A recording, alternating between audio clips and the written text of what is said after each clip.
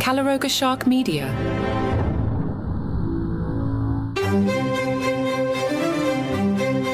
Hello and welcome to Palace Intrigue. I am your host, Mark Francis. The conversation has turned to whether or not Harry and Meghan will join the King for Christmas. And if they do, how might William react? An insider has suggested Charles could invite the Sussexes to Scotland over the new year. Per a report in the Express, one insider said the reason for this is because any plans for Christmas would have been finalised, meaning any reunion would have to be postponed. Another source claimed the timing of the visit would mean Prince William and Princess Kate would be in their Norfolk country home by the time they arrived. A source tells the Mail, it would certainly have the advantage of killing two birds with one stone, extending an olive branch to one son without causing difficulty to the other.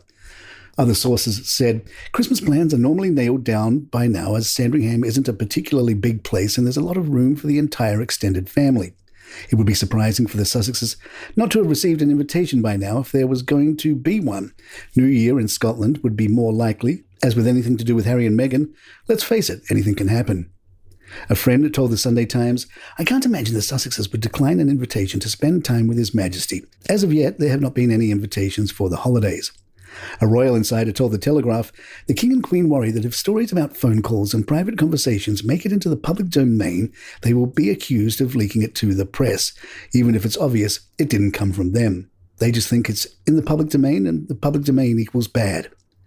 Over the weekend, associates close to the Sussexes conveyed to the Sunday Times that the couple is eager to alter the current dynamics and would gladly welcome an invitation to celebrate Christmas at Sandringham. They told the Mail, it's so bizarre to have behaved so badly, demanded an apology and an admission of guilt to no avail, I might add, from the family, and now suggest they'll waltz back in and allow bygones to be bygones if only someone would be good enough to invite them. Which begs the question, why now? Is it something to do with the fact that some of their commercial deals, such as Spotify, have fallen around their ears and they've been subject to ridicule in the US in shows such as South Park and Family Guy? Could it be that they have realised moaning about how awful being a member of the royal family isn't such a great strategy after all? Talk TV host Christo Falfus and royal commentator Kinsey Schofield explored the potential scenario of Meghan and Harry visiting the UK for Christmas, discussing what this trip might entail.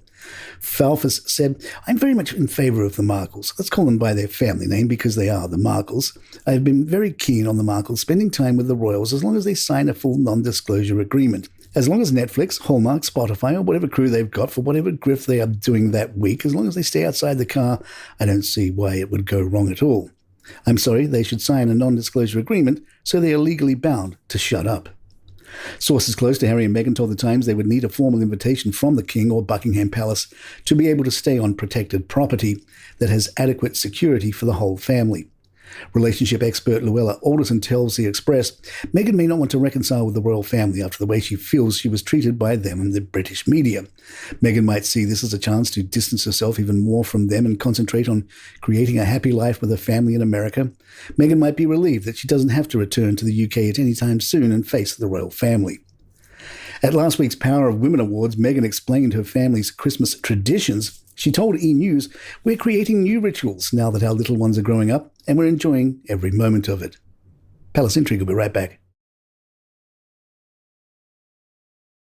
A rare misstep for the normally wonderful Catherine Middleton. Kate was called out of touch during a surprise cameo on BBC's Children in Need.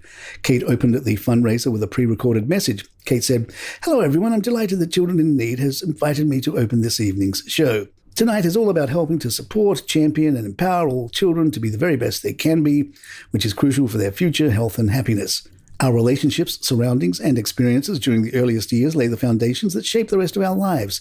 And yet sadly we know that for too many people, stressful and traumatic situations in early childhood can cause harm and it can take many years to overcome. The backlash came over Kate's choice of outfit, with some calling her 250-pound Lisu blouse tone deaf. One social media user commented, so Kate, who lives in several homes, just popped up on Children in Need.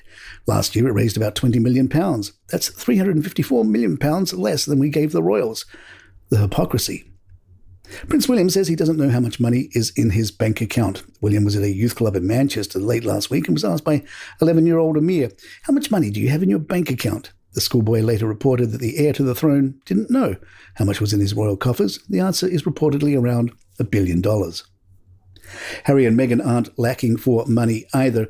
Entertainment expert Mark Boardman tells Newsweek, with the SAG-AFTRA strike at a close, it opens up the possibility that any previously paused studio deals involving Harry and Meghan, which were put on hold during the 4-month strike, may now be back on the table for intense discussions ahead of their Christmas break.